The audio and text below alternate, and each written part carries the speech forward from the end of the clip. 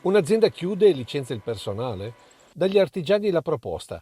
Anziché metterli a carico dell'INPS, li riassumiamo noi.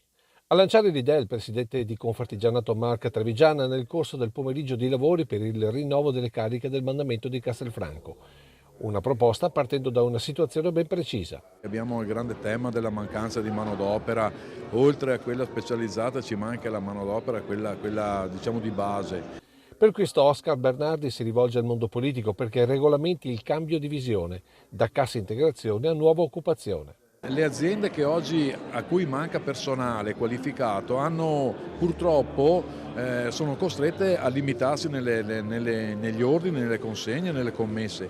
Quindi chiedo ai nostri grandi governanti di darci la possibilità che queste figure, anziché rimanere per 2 anni in NASPI, possono comunque essere riformate e trasformate in maniera completa e che possono venire a lavorare su queste nostre aziende che comunque hanno un'altra attività, hanno un altro settore merceologico. Il settore privilegiato è quello metalmeccanico e il pensiero va subito ai lavoratori della Berco di Castelfranco.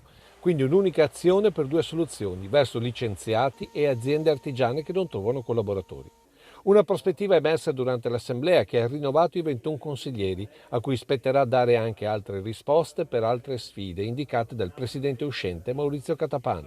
Le prossime sfide che ci saranno per il nostro territorio saranno quelle di essere resilienti come abbiamo visto oggi, però nel momento stesso dobbiamo riuscire a essere flessibili per un cambiamento tecnico e anche innovativo che dobbiamo portare all'interno delle nostre aziende.